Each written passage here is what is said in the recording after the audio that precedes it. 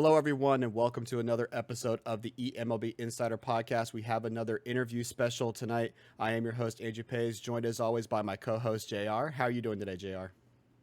Pretty good, Anjo. Good to see you. Good to see you too. And joining us this week for our special interview, we have the GM of my crosstown I-70 rival, Kansas City Royals. We have Minerva joining us. How are you doing today, Minerva? Doing awesome. Thanks for having me, guys. Not a problem at all. We love getting GMs a chance to talk about their team and about the league as a whole. So we're thankful that you had the time to join us today. So Minerva, you are one of the newer GMs. As we've interviewed Aiden, the GM of the Braves, before. You joined a little bit after him, but did you get in before the season started? I was yeah, I actually got in during the off season. During the off season, okay. Yeah, and then we set up everything ready to go for the 2025 season. So tell us a little bit about that transition, jumping in to a league that you know about the league, but getting into OOTP and understanding where your team is and where your players are at and how you want to conduct your team moving forward, being brand new to it all. How was that transition? Because you didn't have like a full off season to get ready. You were kind of like in the middle of the off season. So tell us a little bit about your thought process as you joined the league.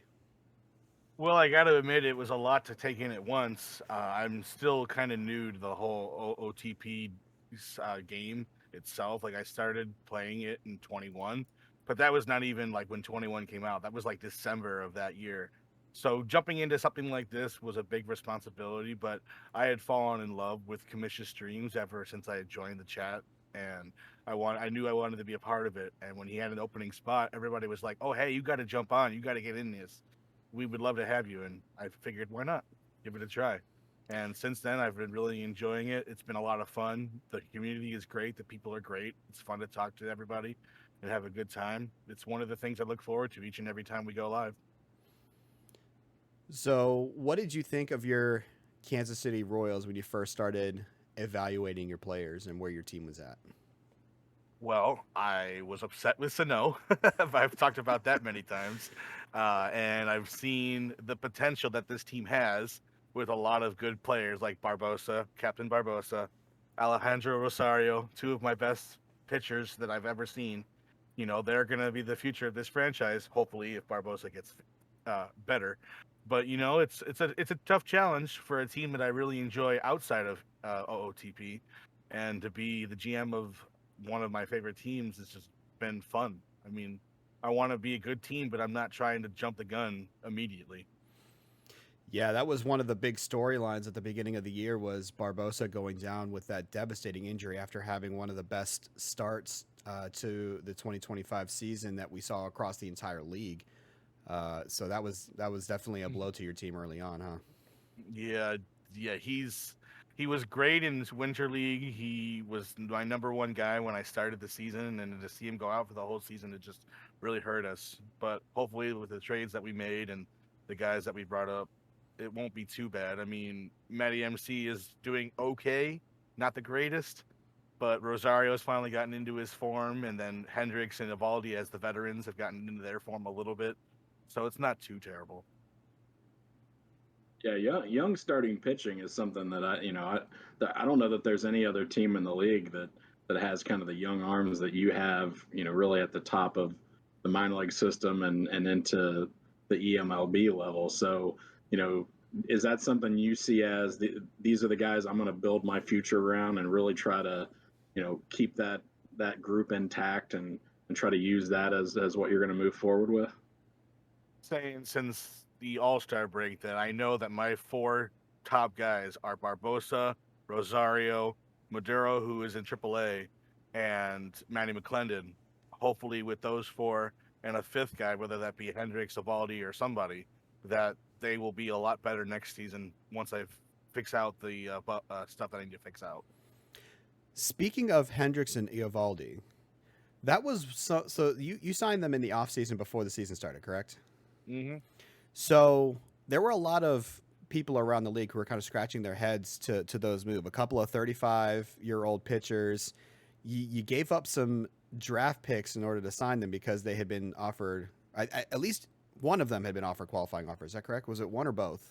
I believe it was Evaldi. Evaldi. Okay. It'll end up being Evaldi because Tom of the Angels got that round 1 pick. So. Gotcha. And he turned that into a previous guest of ours, Qui-Gon Jinn, the creative player of Attica. If you haven't watched the interview with our draftees, definitely go back and watch that. So can you talk to us a little bit about the mindset of signing those guys? Was your aim to compete this year, or was it like kind of like leadership for your young guys? What was the thinking behind that? Because definitely a lot of people around the league were like wondering what you were doing there. As I mentioned, I was very new to this whole thing when I was first introduced as the GM.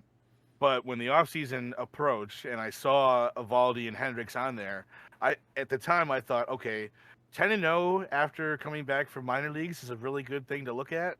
And he's a veteran. You're going to want that veteran presence on your team. I don't know at the time I didn't know if that was going to affect the overall chemistry and how the team performed. So I figured if I pick up at least one or both of them, they'll have that veteran presence that helps the younger guys, which I've mentioned many times before, get better and hopefully overall be a better team. I feel like chemistry is still a factor on this team because they work well together.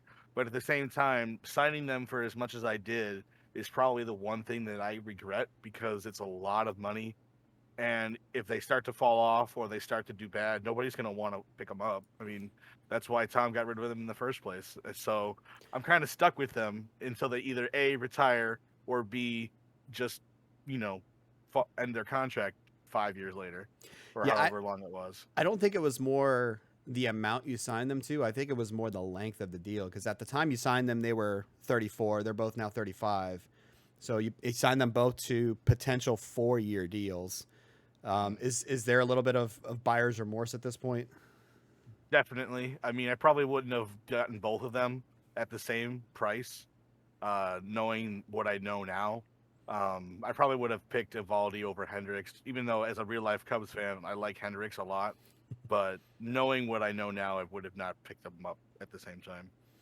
Yeah, so you definitely kind of jump straight into learning, okay, these are the kind of moves that make sense. Maybe this one wasn't a good one and you pick up and learn from it. So how do those moves affect what you're looking to do this offseason as you're kind of on the outside looking into the playoffs this year because of the unfortunate injuries. The team didn't perform as well as you would have hoped. So how does that help shape what you're going to do in the offseason?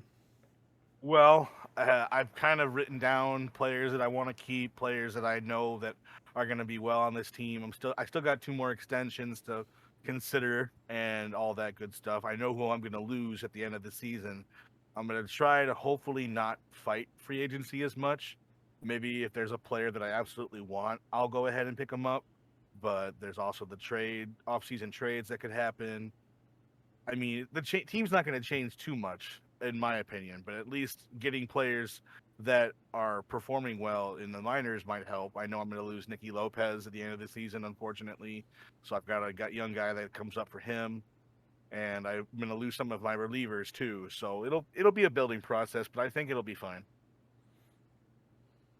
But with the young guys that you have, you mentioned that the team looking, likely, could look pretty similar next year. I feel like a lot of guys get into that mode of they feel like they need to make moves. We get into the off season and everybody, we all like to talk trades. We all like to make deals and kind of mix things up. But knowing that you have, so many talented young guys in spots that are kind of growing up. I mean, over your last 2 months, you're 24 and 18. So it seems like what you've got going there is kind of headed in the right direction. Do you feel like you're going to have to kind of fight yourself to maybe not make as many moves or maybe not get into as many discussions in the off season? Oh, yeah. Yes and no. There are a few positions that I want to improve on. I mean, I did get Sam McMillan in the offseason in 2024. And while he has proved himself a little bit, he's not the kind of catcher that I really want as a catcher. I mean, he could be the good backup. I have Brady Smith, who I picked off of waivers, who's been okay since I got him. But I want a catcher that, it's probably going to be really hard to do, but I want a catcher that can literally do a little bit of both, hit and catch, which is going to be hard. But hopefully I can talk to somebody that's willing to let go of a catcher.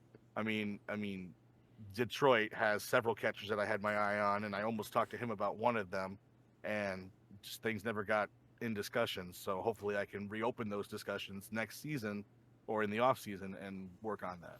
I will tell you from personal experience with my NL Central rival sitting beside me here, it's hard to trade within your own division.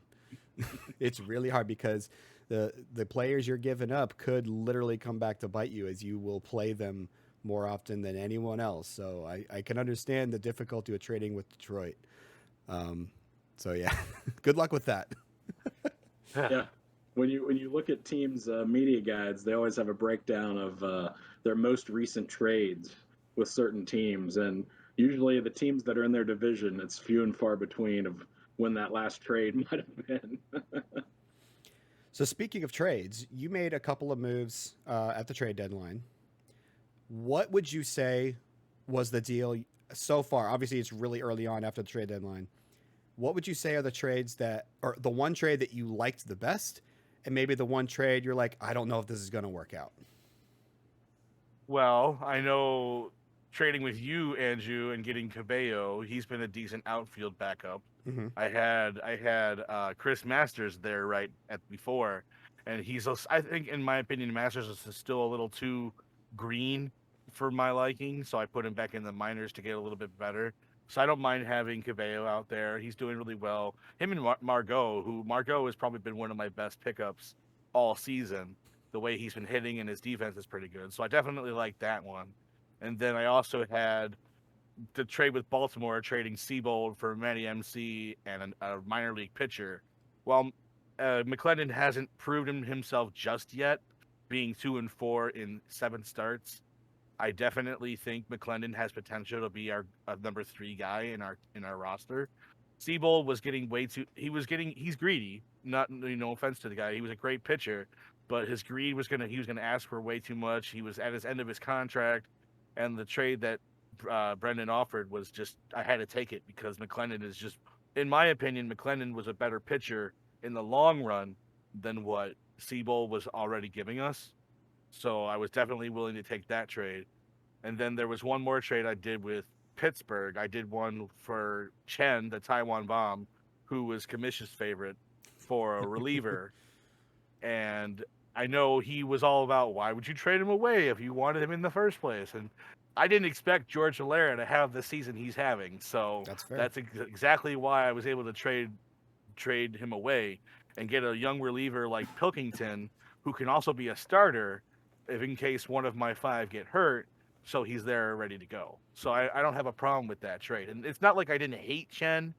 I mean, Cody was asking for him. I didn't have a problem with trading him.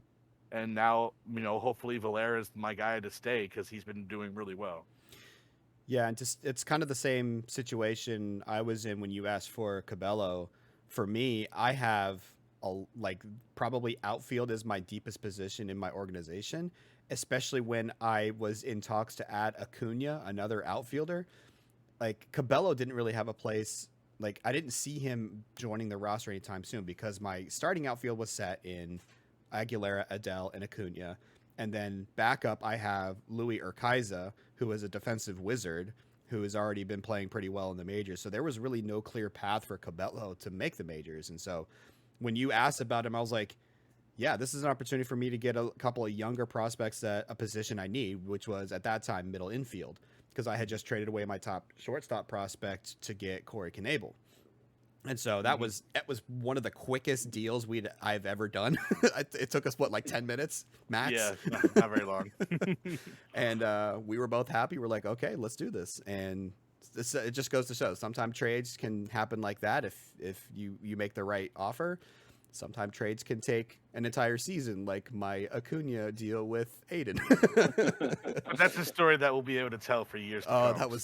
That was a great story. But this isn't about our trades. This is about you and your trade. So it sounds like you don't really have an issue with any of your trades.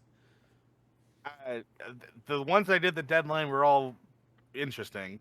I mean, if I can remember the ones if I look at the trade log and go back a little bit, I know that some of these trades that I made early on in my career weren't the greatest. I mean, like I just mentioned, Chen for Khalil Lee.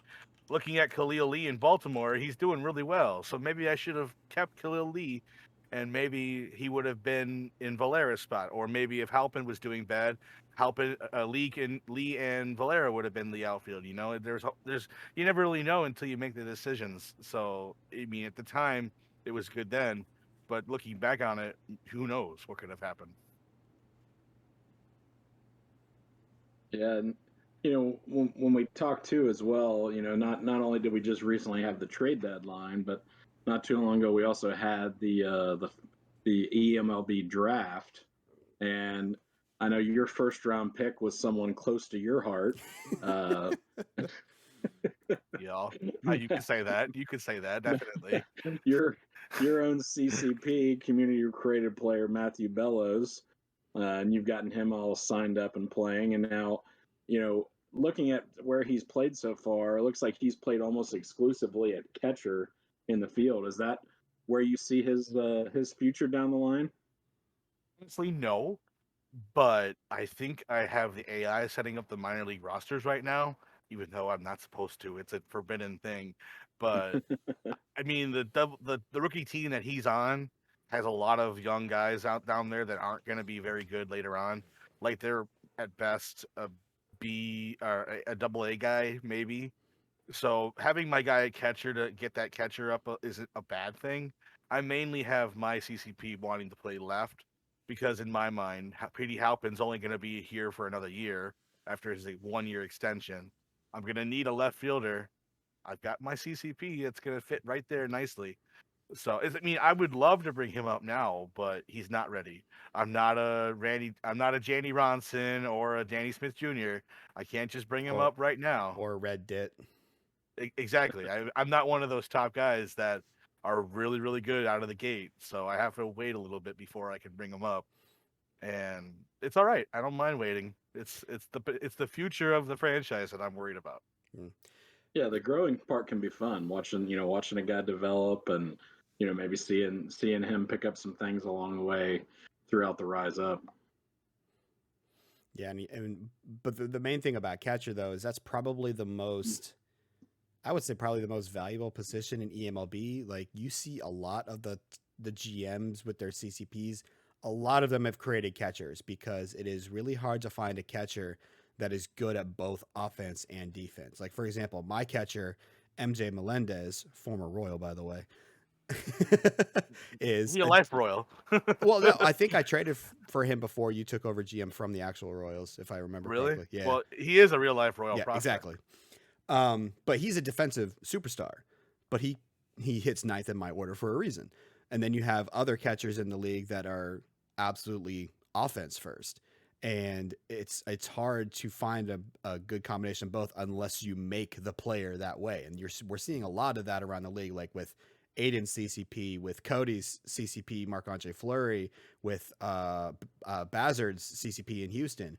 Like there's a lot of catchers that can do it all because of the lack of that with the regular prospects and the generated players that OOTP does. Do you think that because of that, you might be tempted to develop your player more at catcher, or are you going to stick with that left field like you mentioned? Well, I mean, at the end of the day, we're going to have to see how things go. I mean, I've got some upgrades saved that I could definitely put at catcher if I really want to, and I don't have a problem with that. I kind of built my CCP based on what I did as a kid in youth baseball, and I loved being a catcher. So I don't have a problem with training up catcher if it's something that I could use. And I did say that I needed a catcher. So if at the end of the day, if I have a left fielder that does really well, and maybe I don't have a good enough catcher, I could put my CCP at catcher and just make him the catching starter. It's that versatility that I like. Yeah, exactly. And just to share, my first CCP was kind of me doing the same thing. I modeled myself after what I did when I finished playing in high school. Like when I'm left-handed, so I'm very limited in what I can do. But so that's why I created myself as a first baseman, corner outfield, because that's what I did in real life. And it's really cool to try to put yourself in the game. So it's kind of cool that you're modeling your own player after how you saw yourself playing when you were playing ball. That's really cool. Wasn't very long, unfortunately. I was one of those kids that didn't get along with their coaches, but that's a story for a different day. Yeah, well, that happened with me in my high school too. I quit my senior year because my coach was not good. It was really interesting when I came back and umpired one of the games that he was coaching at, because he was at a different school at that point, and so Oh wow! it was really interesting to come back to that. That was fun. JR, you kind of modeled your CCP after yourself, didn't you? The one I created that's Jordan Cage, I honestly modeled it, tried to model it initially after Barry Larkin. He was always my favorite Reds player, and so I wanted to kind of have that, all around, shortstop who, wasn't necessarily a power hitter, but hit for contact, played good defense, could run, had some gap power. So that's really who I had in mind when I created that CCP. Certainly wasn't myself, that's for sure. So Minerva, moving forward, do you have plans for more CCPs? Or are you going to focus on developing your current one? As of right now, I mean, I wouldn't mind making another one. I did talk to Commish in the chat about making a Henry Rowan because I do love Rookie of the Year. So that would be kind of cool. It would be a high stuff, low control sort of guy. Nothing but fastballs right down the middle, just like in the movie, which is probably one of my favorite movies of all time. But Yes. Now, remind me, that's the one with the young kid on the Cubs, right? I'm not mixing it up. yeah, Okay. he breaks his arm, but it turns out breaks that arm. It turns. Okay. he- Yeah. Yeah, that's love that hilarious. movie. Watched it so much as a kid. Might want to make But him like low intelligence, or because he's a kid. Right, you have to base him. Yeah, I would have to rewatch the movie, but I would definitely want to make a character like that. 'Cause I know somebody. I think it was Bazard, or I can't remember who made it, but there's a Chet Stedman CCP. Yeah, who I is the can't remember main? what that is. Is the friendly of Henry Rowan in the movie. So that's right. Kind of gave me the idea that maybe we could have a Henry Rowan somewhere, and that'd be kind of cool. Yeah, I love seeing all these movie-related CCPs. Like I've got Benny the Jet Rodriguez on the cusp of the majors. I've been debating whether or not to bring him up with my offense as it is right now, but I can't wait to bring him up. Or look at Wild Thing that Commission's Wild Thing, yep. loving Pedro, every time he's there. You can't talk about movie CCPs without talking about Pedro Serrano over in Seattle. That dude, Exactly. That dude is mashing the ball over there in Seattle. Go ahead. I was about to say I have tried to trade for him, and Hetz is like, we're not even going to entertain an offer. Don't even try. He's like, no, and I don't blame him. I would do the same thing if I had Maybe I him. can get a picture of Henry Rowan like he did for Pedro Serrano. Yeah, I'll upload that face scan. So, kind of moving away from your team specifically and kind of talking about the community as a whole, how did you find the community, and what was it that helped you stick around? Because right away, you didn't join as a GM. You found the community before becoming a GM. So tell us a little bit about that story and how you got drawn in and how you got that interest in wanting to become a GM. Well, as I mentioned, I was very new to OOTP when it came out. I was playing 21, and I would go to the This Week in Perfect Team streams. I would go to a buddy stream of mine who was just kind of playing the game. And then I noticed off to the side on Twitch, where it shows the recommended channels, FKN Commish LB. And I had heard from people talking about the channel that, oh, this guy does a league and he has people join his league and it's based on real life players and you can make your own player. And it baffled me. I was like, this is the coolest thing I've ever heard in my life. So taking one evening out, I went to the stream and I was just like, okay, this is really cool. Commish is a really nice guy. He has like a lot of personality. The community seems really nice. And I was just in love with it from the moment I stepped into the chat. And since then, I've just loved it ever since. I mean, I didn't expect to be a GM. I honestly didn't. I was perfectly fine with being a community created player and telling the story of my player. But being a GM and having that much more responsibility, really, I enjoy it so much that I just put my time into it more than I ever could. And anybody that doesn't think that they could be a part of something so great as this community is wrong, because it's a great community and we just have a fun time talking about baseball. I mean, that's what it is, the love of baseball. Yeah, and was there, when you really first started paying attention to the streams and and everything like that with LB. Was there anything that really caught your eye as you kind of dove in to say like this is what really separates this from something else, that this is something that I find special, that I feel like I could really get a lot out of? I mean, the overall atmosphere. Sorry, excuse me. The overall atmosphere of the community seemed so wholesome, and everybody was just having a good time talking to a guy playing baseball. He said it himself. He's not a GM. He tells the story behind the GMs, and I think that's the coolest thing ever. I mean, it even inspired me to try to create my own league, even though it's really, really early stages. But it's something that I really enjoy to be a part of. Do you, Uh, do Go you, ahead. do you feel like the kind of when he talks about the old era, the 1.0 era, and kind of brings some of those stories in? Do you feel like that kind of adds to the uniqueness of the whole thing? Definitely. I mean, he talks about the 1.0 universe, and he also talks about the show universe where I just missed it. I probably would have loved the show universe just as much as the OOTP, because seeing that in an actual game of our players and all that, that would have been the coolest thing ever. It's unfortunate that the show didn't keep the save files. Otherwise, I think we would be on the show still. Maybe. I don't know. Can't say for certain. But it would be really Yeah. cool to see that. Always feeding into the dream of one day combining the gameplay of MLB The Show with the depth of OOTP. That's always been the dream, and it probably will never happen, but that we can still hope, right? I mean, if anybody hasn't played 23 yet, I recommend it. It's a lot of smooth. There's a lot of smooth quality of life changes that really help the game out. And yeah, PT was buggy and delayed and all that yada yada yada. But the main franchise mode is phenomenal. It's very smooth. It has a lot more options. Everything seems to be a lot better off. And once we eventually move to that game, I think Commission's going to love it a lot more. So looking forward to Yeah, that. there's going to be a lot of quality of life changes that I think will improve the league as a whole. But one of the things I like about the league is that every GM has the opportunity to have their say and their input on it. Like we discuss rule changes and stuff like that.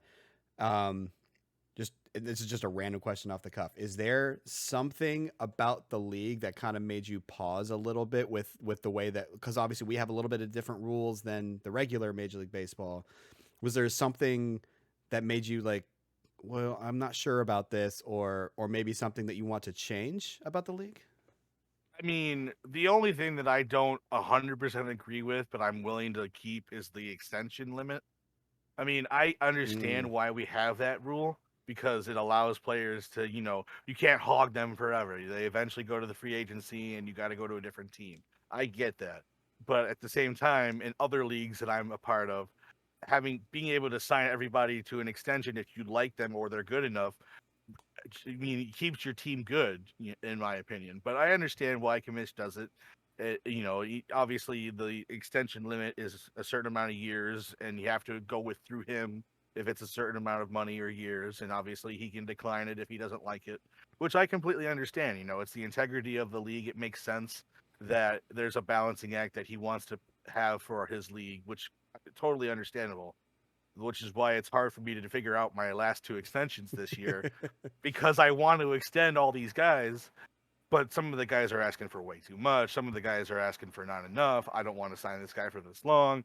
It's just all that stuff that, if it didn't have a limit, then there would be no issue. But I understand. I yeah, I totally get why. that was definitely one that was interesting to me too. It's coming from the perspective of competitive balance and trying to help teams that may not have the chance to get some of these players, especially if you're locking up players to extensions but keeping them in the minors or on your bench, that kind of things gives players more opportunities to shuffle throughout the league. And that's kind of the same thing with the you cannot do minor league extensions. Period. That was Right. one of the one that was most interesting to me because that completely guts my minor league system every year. Like I have so many injuries in my minor league this year that I have. There's one of my minor league team has one bench bat. Period, Oof. because of how many injuries I've got across all my teams. I'm So right there with you as far as injuries go. I've got several young guys that are out for the rest of the season, and it would suck to not be able to extend them because they didn't get a chance to really show themselves. I mean, my future shortstop Christian Cairo got injured for 2 months, and hopefully that doesn't affect his ability to train up a little bit better, because I'm looking to put him in that starting shortstop spot once 2026 rolls around. So are these guys you're looking at, are their contracts aren't up, are they? I don't believe so. I think Okay, so you Cairo still have time to Cairo was sign them. right. So you don't necessarily have to re-sign them this year. It's just a matter of you're trying to weigh do I re-sign players with contracts expiring, or do I focus on players that I want to lock up long term, even though I've got a few more years of Right. control. There is one player that I got, Clay Holmes. I'll mention it on stream. I don't mind. Clay Holmes, my closer. I want to extend him, but he's asking for a lot for his age, and I don't think he's worth that much. And it's a hard decision, you know. I don't think I mean I want to keep him as my closer because he's done really well. Even though commission's like, oh, what about Devin Watts? He's right there. Da da da da. But I like Holmes as the closer, but he won't take anything but what he wants to offer for an extension, and I'm not willing to give him that. Yep. So if I don't extend him, I lose him, and Yeah, that's the kind of factor I have to figure out there. Yeah, it kind of forces you to make other decisions on your roster, because that's something similar is happening with my team. One of the main reasons I actually traded for Corey Knebel was not just to improve my bullpen now, but because Jonathan Loaizaga, his contract is up. He's asking for more money than Leclerc is getting. And I'm like, you're not going to be my closer. Why would I pay you more than my closer? So I traded for Knebel because I've got at least one more year with him that I can keep him on if I lose Loaizaga. So to all you other GMs, you might have a really good reliever out there on the free agent market this season. He's asking for a lot of money, though. He's asking for way too much. Come play in KCU, right down the street. You gonna pay him? I got $35 million. It'll take up most of that. Just saying. Oh, great. So this is sorry, I don't mean to cut you off there. No, go ahead. But this is exactly why I love this community. You know, the three of us are just sitting here on your podcast talking about baseball, talking about the eMLB, and it's enjoyable. This is what I find fun. You know, people might think we're weird because we're talking about a game that has nothing but numbers and statistics, you know, but it's so much fun in our mind that we enjoy it more and more. But here's the thing: is Kamish makes it a lot more than just the numbers with his stream. Like, right? No, I agree. That storytelling aspect puts this league on another level that you don't see a lot of leagues being able to reach up to. So yeah, the game itself may be all about numbers and simulation, but what Kamish does on stream puts the league at a higher level than what the game itself could do, for sure. I had another question and I lost it. JR, do you have one while I try to think of what it was? Yeah, I was gonna say one more question from me, really. You know, we've talked a lot about a lot of guys that you've got in place. Again, you know, a lot of young talent that could be around for a little bit. Are there any, you know, one or two guys as you look ahead to next season that you feel like could be ready to really have a breakout, whether they're guys that, you know, are on your major league team now, or maybe in the minor leagues that you feel like could be taking that step up next season and really, you know, joining the Barbosas and Andrew Vaughns and Lucas Parkers and all these guys that have kind of been your nucleus so far? Yeah, kind of like Tony Bernazard too. He's a good one. Yeah, he's been doing pretty Bernazard, good. Yep. To answer your question, JR, I actually have a short list of players that I have my eyes on for next season. And not that one. Hold on one second here. I bring it up. A lot of these guys are outfielders, unfortunately. But there's guys like George Andrews, who's in A right now. He's got a lot of potential. There's Artie Gibson, who may not have the best defense, but could be a very solid DH. As far as pitchers go, you know, Maduro. I tried bringing up Maduro earlier in the season, but I just didn't think he was ready for the big leagues just yet. So I'm going to wait off until next season. Hopefully he can get a little bit better. The movement on Maduro is what worries me the most, but hopefully it won't be too bad. And then I've got, you know, like you guys said, Bernazard is doing really well. He's probably a staple for next season. I've got the funny thing is that we were talking about my CCP being a catcher. I've got a catcher and rookie by the name of Eddie Gasper, who is really, really good in potential. And if he can build up that potential, he may be the starter that I need. He's got really good eye potential. He's got a solid bat, and I think I mean, if I look at it real quick, he's currently hitting in A. He's hitting 290 in 4 games in A plus. He hit 533. So it's a potential catcher that I may have to bring up in the future of this league. I have to keep an eye on him because he's definitely one I want to watch out for. So other than that, I mean, there's myself. There's Stu Bennett, not Stu Bennett, Spike Bennett. Excuse me. Spike Bennett is another guy that's really good.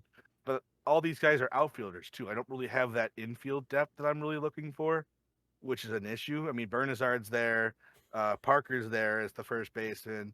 I don't really have much of a third base option behind Landry, which is what I'm worried about the most. I mean, hint, hint, somebody's interested in Landry in the off season, so we may have to worry about another third baseman if we trade him off. So, all right. Well, looking forward to see what you can do next season. But talking about this season, and this will be the last question. Give us your World Series prediction for 2025. Who's in it and who wins it, and in how many games? Put you on the spot. Sure, I like that. Give me 1 second here. You gotta go look at the standings. Yeah, I'm bringing up the standings. My man doing his research before giving the answer. AL is Baltimore, hands down. Baltimore. Ooh, all right. Unless Texas or Angels can turn themselves around, you cannot stop the 15-1 in the last 16 games. Baltimore Orioles in the AL. For sure. Yeah, but their one loss is against the A's. Come on. It's baseball. Anything can happen, right? But Brendan is doing a phenomenal job as the Orioles GM. So that's my pick for the AL. My pick for the NL, it's a toss-up. I mean, hopefully your offense can turn it around, Anju, because I was rooting for you since the All-Star break, and your offense is kind of hurting your team. Yep. So, I mean, you've got the Mets in the East. They're doing really well. You can never count the Padres out in the West. They're doing extremely well. And then who knows? Aaron and her Diamondbacks could turn around tomorrow and be the best team in the West. So right now, if the World Series was next week, I'd say Baltimore and New York. All right. And who wins it? Baltimore. All right. So that's where your prediction as of now, your prediction may change in a month from now because seeing how these teams are playing. Because you're right. New York is playing very well right now. Baltimore is the only team above 70 wins. So yeah, and we thought Detroit was going to be the first team to hit 70 wins. Yeah, and look absolutely. Where that came up. Yeah, and here's one of the things I'm liking about this season. If you look at across not only the division leaders but even across the teams that are in the spot for the wild card, look at the number of wins: 66, 67, 64, 68, 68, 67, 67, 71. They're all within like 4 or 5 games of each other. Like this league, yep. That's why you mentioned that this league is like a toss up right now, especially for the NL. Like all of these teams are right around each other, and this is going to make for some exciting playoff baseball when we come down the stretch. But thank you, Minerva, for joining us. Thank you for talking about your Royals. Good luck to you the rest of the season. Hopefully, you think you're gonna hit 500 or maybe just miss it? That's the goal is 500. That's the goal. 500 is at least the goal. All right. Well, we look forward to that and seeing how your players develop. We look forward to seeing Barbosa next season, see if he can match his performance at the beginning of this season. And who knows, your team might be a sleeper pick next year if your young talent starts performing well. But thank you so much for joining us. Thank you as always to JR for joining us as my co-host. And until the next interview, we will see you on the next one. Take care, everybody.